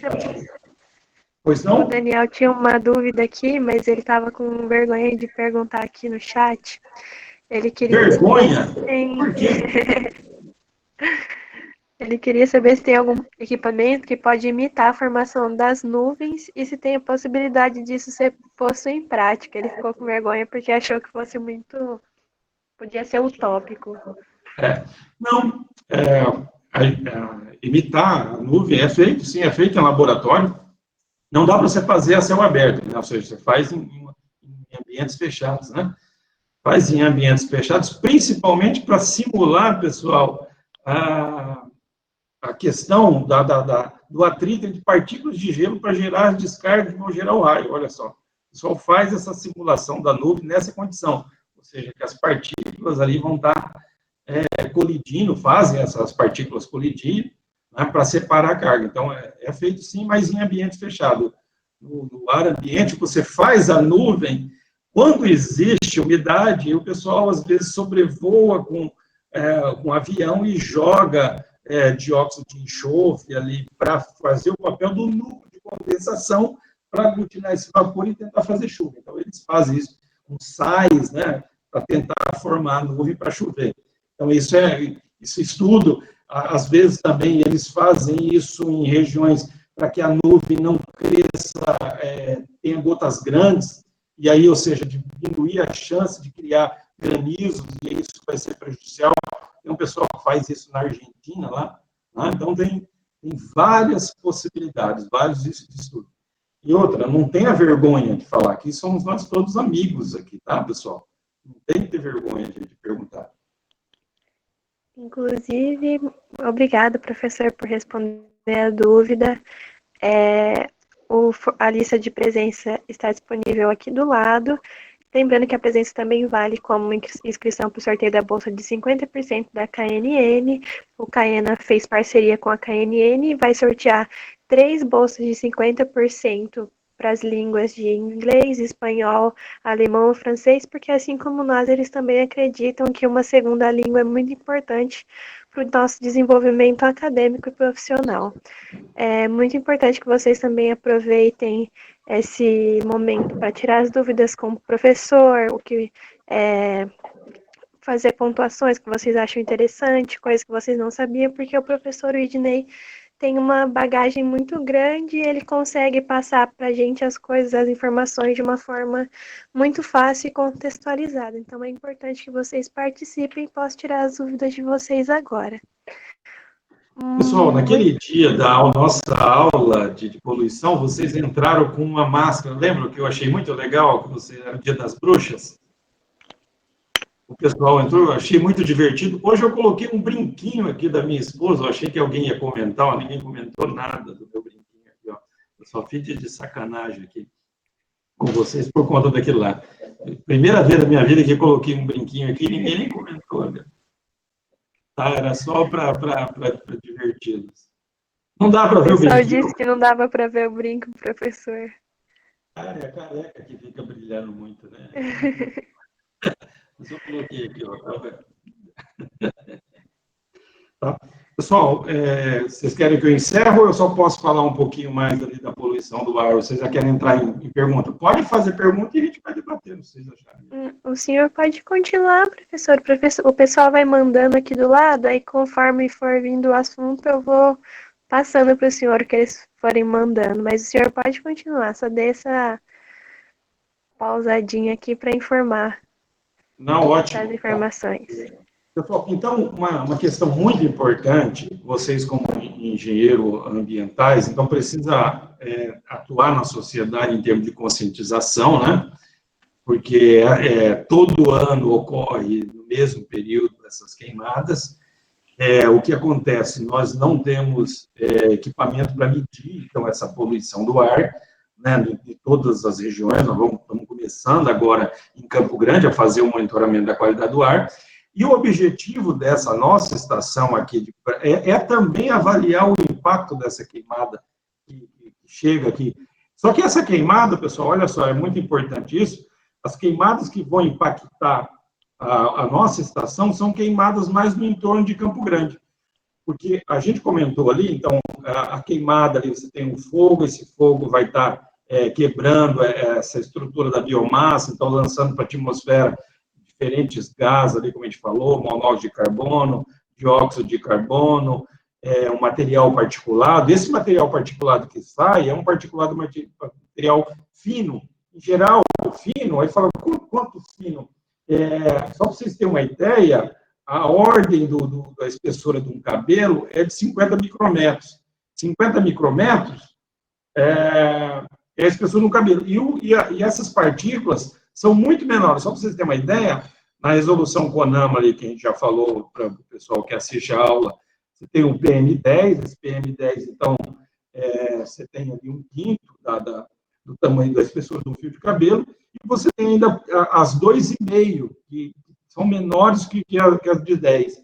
Então, essas 2,5 é muito comum na queimada, você emite grande quantidade de 2,5, por isso que o próprio modelo, aquele que eu mostrei ali para vocês, ele já considera o 2,5, certo? E esse 2,5, então, ele tem um tempo de vida na atmosfera, mas essa queimada que sai de Corumbá, ao chegar em Campo Grande aqui, ela não vai estar ao nível da superfície.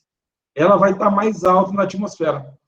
Então, ela não vai afetar a qualidade do ar da cidade, essas queimadas mais distantes, ela vai afetar o quê? A chuva, vai alterar, daquele aspecto que a gente falou, vai alterar a questão da chuva, vai alterar essa quantidade de radiação que vai chegar no lugar, mas a qualidade do ar ela vai é afetada mais por essa região local. Né?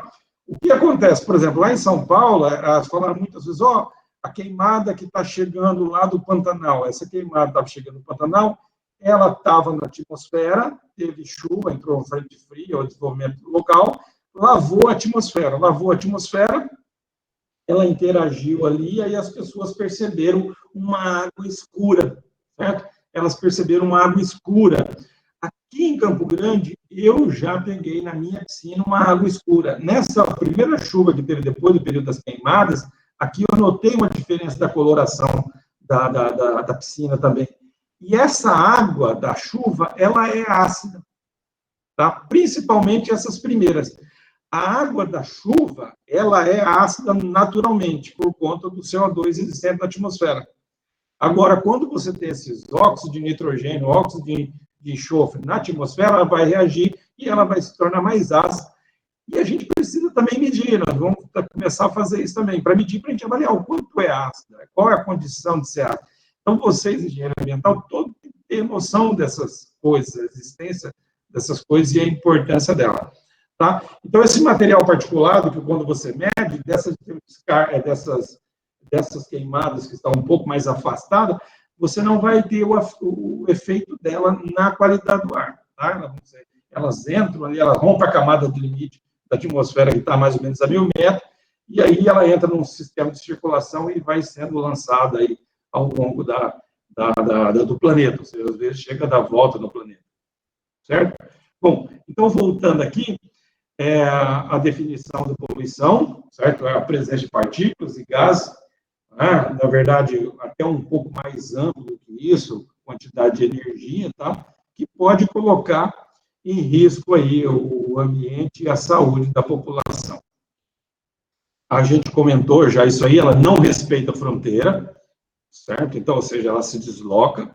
A gente comentou também que ela intensifica, alguns poluentes vão intensificar o efeito estufa, outros vão contribuir de forma negativa para o efeito estufa, e elas, em geral, vão impactar a qualidade do ar dessa população que está ali próximo. Então, isso vai fazer com que pode levar à morte, a gente já sabe que a poluição do ar mata cerca de 7 milhões de pessoas no mundo, né? Afeta, faz aumentar a chance de nascer criança prematura, aumenta a chance de AVC, aumenta a chance de ter problemas cardíacos,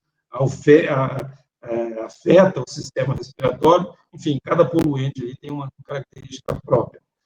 As queimadas ali, então, elas têm essa característica antrópica, e aí também pode ter natural, e os poluentes, a gente classifica também os poluentes como sendo antrópico e também como sendo natural, certo? Os poluentes, a gente falou primários, o que são poluentes primários? Aqui que são lançados diretamente na atmosfera, e os secundários, que são formados por reações na atmosfera.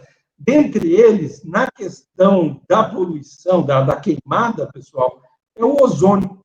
Então, nesse período de queimadas, isso já foi medido lá em Corumbá, você tem o NOx ali, né, uma grande quantidade, e tendo radiação solar, ele quebra essas partículas e aí produz ali o ozônio. O ozônio, então, ele depende dessa radiação solar e ele acaba tendo um pico acompanhando da radiação solar. Então, o ozônio ali, ele vai ser maior no horário que você tem a maior radiação. Então, por volta do meio-dia, 13h, é um pico de radiação. Consequentemente, ele diminui a concentração do dióxido de nitrogênio. Aí, a concentração do dióxido de nitrogênio, ela tende a aumentar no final do dia, já à noite. Olha só, então, um poluente atua mais fortemente durante o dia, o outro vai afetar mais à noite, certo? Ali eu tinha comentado com vocês o tamanho da partícula, do cabelo humano, 60, 50, ali o 2,5, certo? O que é partículas 2,5, para quem não é do curso, algumas pessoas talvez não sejam ali, são partículas com diâmetro até 2,5, são partículas com diâmetro PM10, são partículas com diâmetro até 10 micrômetros. Tá? E aqui, finalizando, pessoal, isso é uma coisa que é muito importante sempre repetir. O ser humano consome cerca de 15 quilos de ar por dia, 2 quilos de água, 1,5 kg de alimento. Ele pode recusar a água ou alimento suspeito, porém não consegue fazer o mesmo em relação ao ar poluído.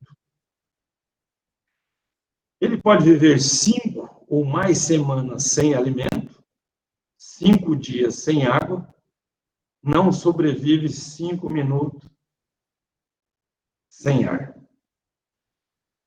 Obrigado, pessoal. Estou à disposição aí por o que vocês quiserem perguntar. Professor, tem uma dúvida aqui, vou ler primeiro a da Tainá. Ela perguntou se no Pantanal existem também as chamadas subterrâneas, e esse tipo pode restar maior poluição? O senhor sabe como funciona?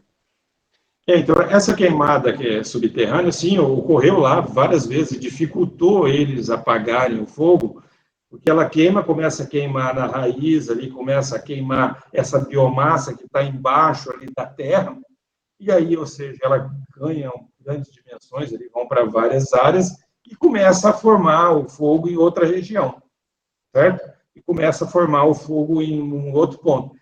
Por ser uma queimada subterrânea, ela, em geral, ela vai estar numa temperatura mais baixa. Isso faz com que ela tenha, naturalmente, seja uma combustão incompleta. Uma combustão incompleta é aquela que você não tem o balanço de oxigênio suficiente para fazer as reações.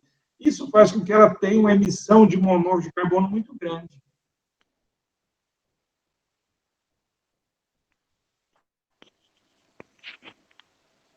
Tem outra perguntinha aqui, professor. Perguntaram como faz para abrir os dados no INPE. Se o senhor puder falar ou demonstrar para a gente. Não, foi ótima a pergunta. Eu acho que isso é o mais importante. Olha só, se você entrar, vamos fazer o caminho ali bem facinho. Se você digitar INPE, vamos colocar INPE, depois você pode salvar. Lá no INPE, você entra aqui. Depois você tem aqui, queimadas, tá vendo? Queimadas, depois de INPE, queimadas. Depois de queimadas, aqui você tem várias opções, depende do que você quer. Por exemplo, eu vou mostrar duas coisas para vocês aqui, estatísticas e gráficos, tá vendo? Eu vou entrar nesse item 11, mas já a gente volta no 1 também, tá? No item 11, você clica aqui, estatísticas, ele vem, já abre para você. Esse aqui, ele mostra o gráfico do que você quer, no Brasil, quantidade de foco. Você quer Brasil, deixa eu ver aqui, ele tem, aqui selecionei o Brasil, por países, deixa eu ver se eu fiz, vou voltar aqui, estatística por países, estatística por estados e biomas, vou clicar nesse outro aqui. Aqui, então, foi isso que eu fiz hoje, eu entrei aqui por bioma, selecionei o Pantanal, e ele já mostrou para a gente ali, Então, ele mostra a comparação dos focos de calor ativo, né, detectado pelo satélite, de referência em cada mês, no período de 98 até 2020. Isso aqui mostra ali, quanto que foi. Dá uma olhada, por exemplo, 2020. Aqui ele está mostrando o máximo.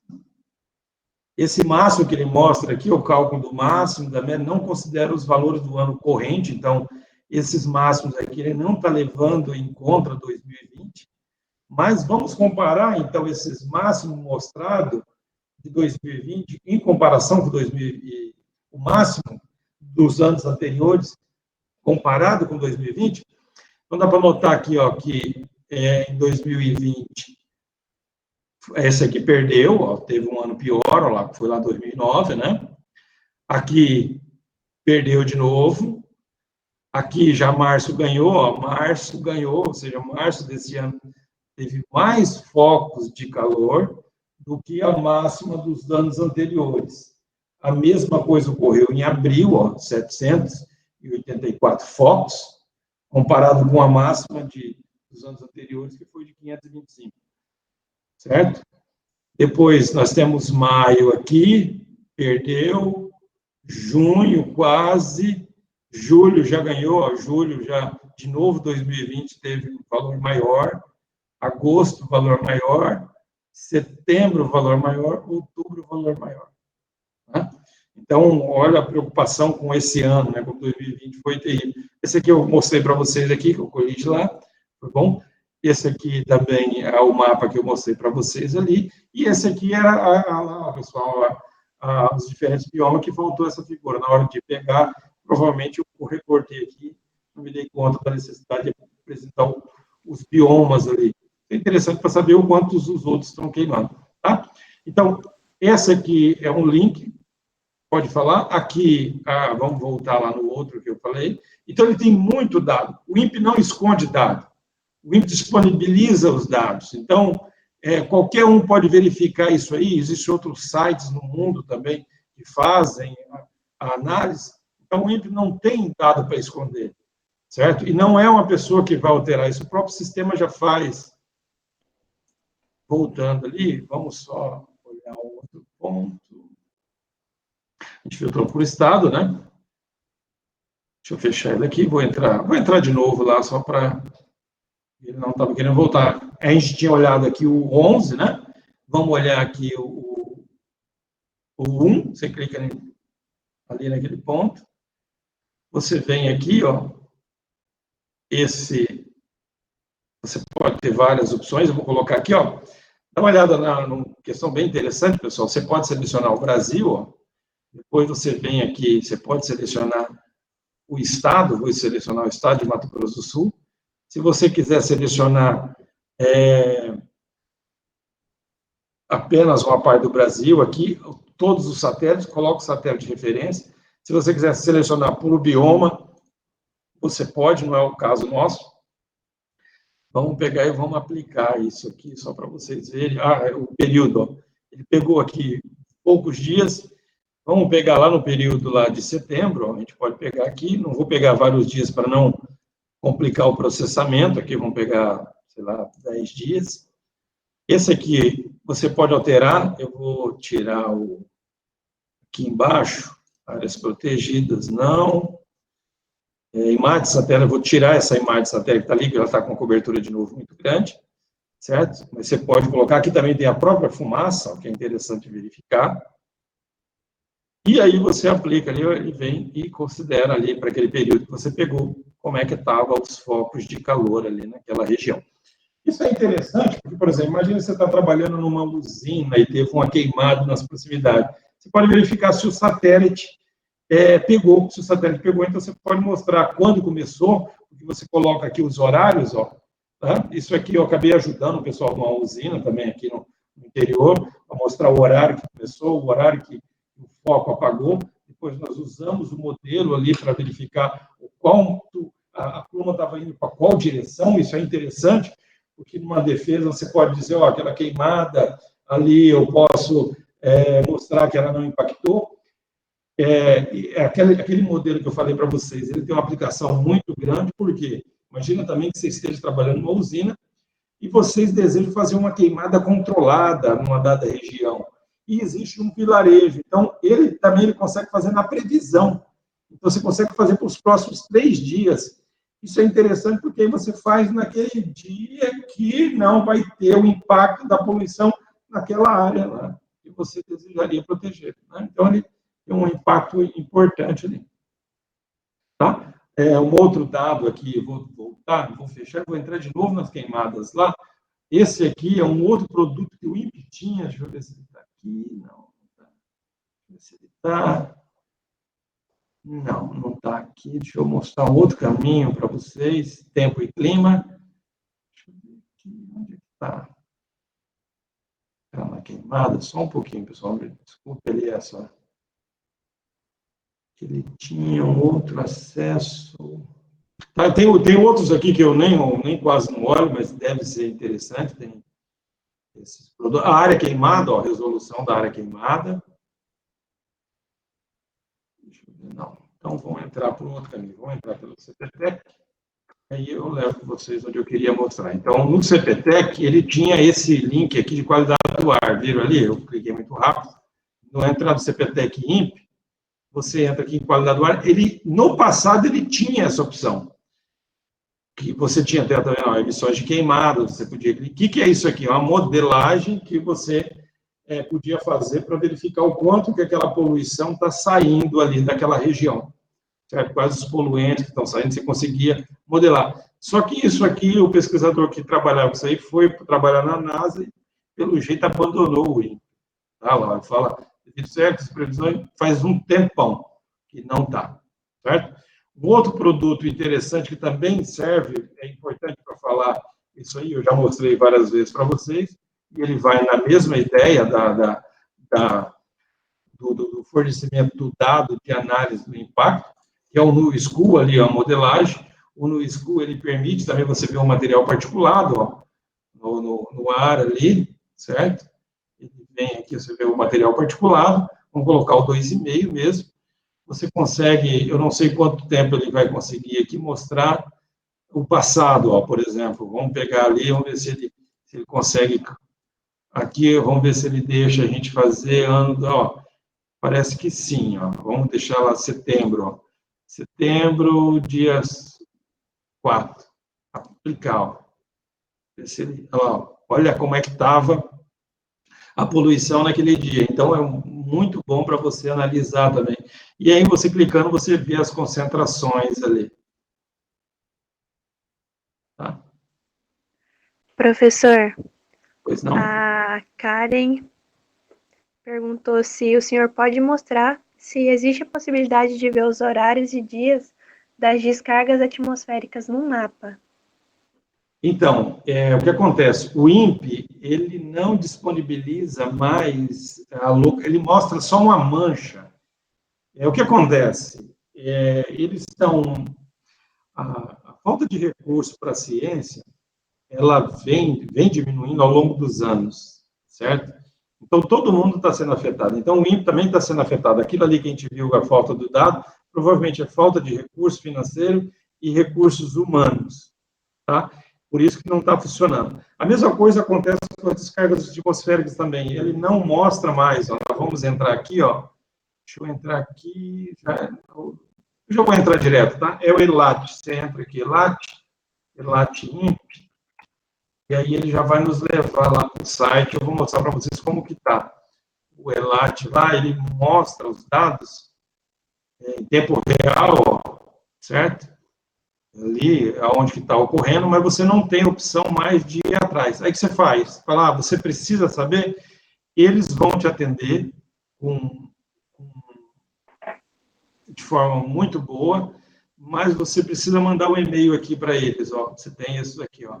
Informações gerais, você tem que mandar um e-mail para eles, ou ligar, dizer, então, a sua necessidade, o período que é, a importância do trabalho que você vai realizar, e eles vão dizer para você. Então, Karen, para alguns dias específicos, tem.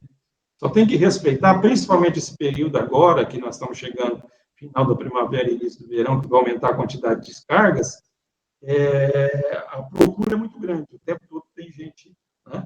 Então, mas eles vão te atender, pode entrar em contato que eles te atendem. A Karen agradeceu aqui, professor. Nós temos mais uma pergunta do Leonardo, que ele tinha feito um pouquinho antes. Ele perguntou quais são as semelhanças das poluições devidas da queimada e das presentes no ar de grandes centros urbanos. Essa é uma boa pergunta também, Leonardo. Leonardo, a poluição, ela, quando você mede, por exemplo, uma estação de qualidade do ar, você mede num dado período ali a poluição, você praticamente consegue identificar a fonte de onde ela veio. Se ela vem de uma queimada, se ela veio veicular, e o veículo principalmente era a gasolina ou era a diesel. Por quê? Porque os combustíveis são diferentes, ou seja, está queimando biomassa, a biomassa tem uma característica de poluente ser lançado, se caracteriza principalmente por NOx, CO e material particulado, certo? Já numa queimada urbana, vai depender, por exemplo, se tiver o diesel, vai aparecer bem o SO2 lá, a presença, certo? Então, ela deixa rastro. Então, cada fonte, ela deixa seu rastro na poluição. E quando você monitora todos, você consegue, na hora de analisar os dados, evidentemente, quando você junta isso com os dados meteorológicos, mostrando de onde estava vindo essa poluição, você consegue identificar. Ainda mais se você pegar e levar o material particulado coletário para fazer uma análise química da composição, o que tem dentro dele ali. Aí sim você consegue perfeitamente separar as fontes que estão contribuindo ali para a poluição daquele lugar.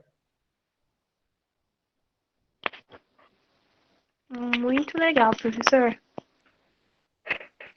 Eu acho que vou fazer uma pergunta que eu acho que todo mundo quer fazer também. Me falaram aqui para perguntar para o senhor como que faz para trabalhar com o senhor nessa área, da graduação ou da pós-graduação tem essa possibilidade.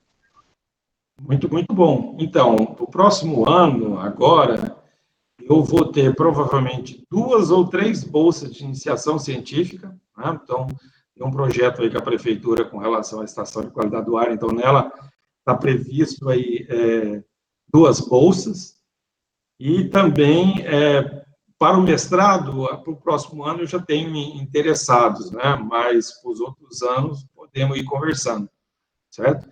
Temos também uma ideia ali de uma parceria com o IMASU também, de uma ideia de estender o monitoramento para o resto do estado. Existe em Três Lagoas, vai ter em Campo Grande, mas a gente precisa colocar em outras regiões. Então, vai ter essa possibilidade também de trabalhar, certo?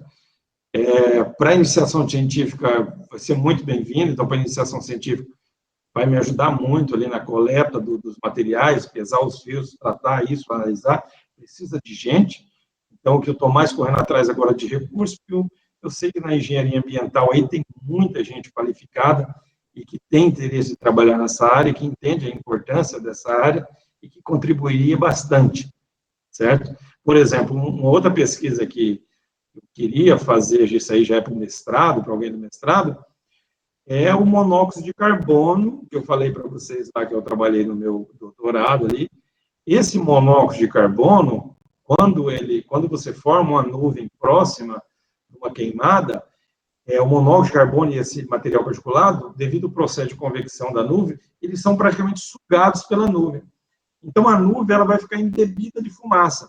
O que é interessante? Esse CO, esse monóxido de carbono, como ele foi chupado ali, ele começa a aparecer as concentrações dele em altos níveis na atmosfera, em níveis onde a concentração deveria ser já menor. O satélite consegue verificar isso. Bom, quando isso ocorre, então significa que foi uma nuvem que jogou ele lá para cima. Quando isso ocorre, significa que essa nuvem está embebida de poluição. Então, significa que essa nuvem, quando gerar raios, ela vai ter uma característica diferente de uma nuvem comum. Então, também eu quero alguém fazer um doutorado, um mestrado, justamente nisso aí. Pegar no Brasil e ir atrás dessas nuvens, através do monóxido de carbono, ou seja, ver o monóxido de carbono em altos níveis, atrás dessas condições. Ou seja, tem nível de monóxido de carbono alto, em altas altitudes, em alguns lugares por um período. Opa, só chegou ali porque é de uma nuvem. Então, vamos ver se essa nuvem gerou raio. Se gerou raio, vamos lá no INPE, vamos pegar os dados de raio e verificar qual a característica desses raios. Tá? Ou seja, em geral, uma nuvem de poluição, ele tende a aumentar as descargas elétricas dentro da nuvem, eles tendem a gerar mais raios positivos, que são raios positivos, raios que geram cargas, que transportam cargas positivas para o solo, né? Então, isso vai ajudar até a entender um pouco mais a formação dos raios, tem coisa super interessante nisso. Certo, professor, muito obrigada. Então, acho que o pessoal vai aproveitar a oportunidade que o senhor falou. Tem muita gente também, não só da graduação, aqui na palestra. Gostaria de agradecer a participação do professor. Se mais alguém tiver alguma pergunta, pode mandar aqui. Muito obrigada, professor, pela disposição do senhor de vir aqui compartilhar seu conhecimento com a gente de forma fácil, que a gente entenda. E mesmo assim, apesar de ser de uma forma fácil, ainda uma forma acadêmica. Obrigada pela disposição. Esperamos poder contar com o senhor das próximas vezes que formos organizar os eventos. E eu agradeço em nome do Caena, em nome do Daniel, da Victória. Muito obrigada, professor. Perguntas, eu acho que não temos mais. A Fernanda está agradecendo aqui o senhor. Ah, tá.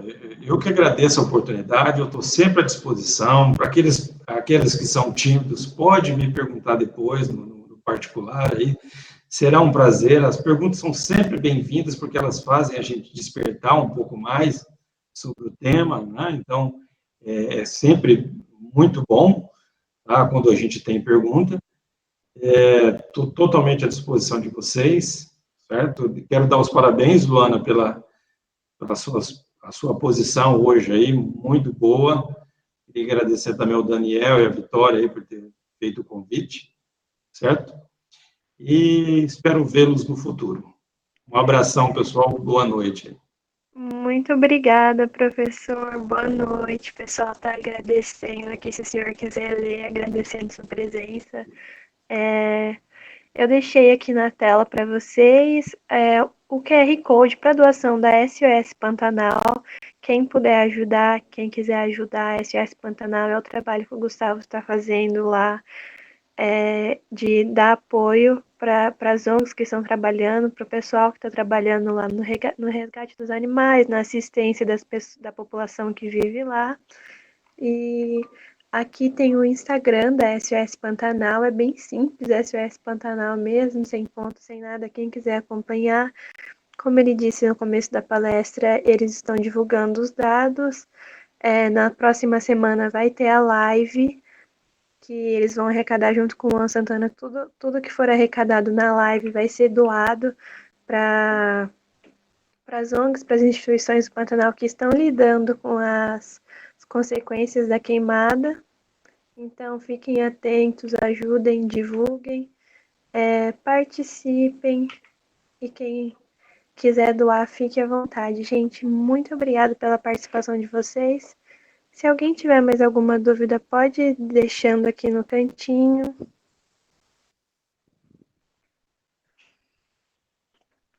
Não esqueçam também de preencher a lista de presença, porque é assim que nós vamos ver se vocês participaram também, para poder sortear a bolsa de 50% nos cursos de idiomas da KNN.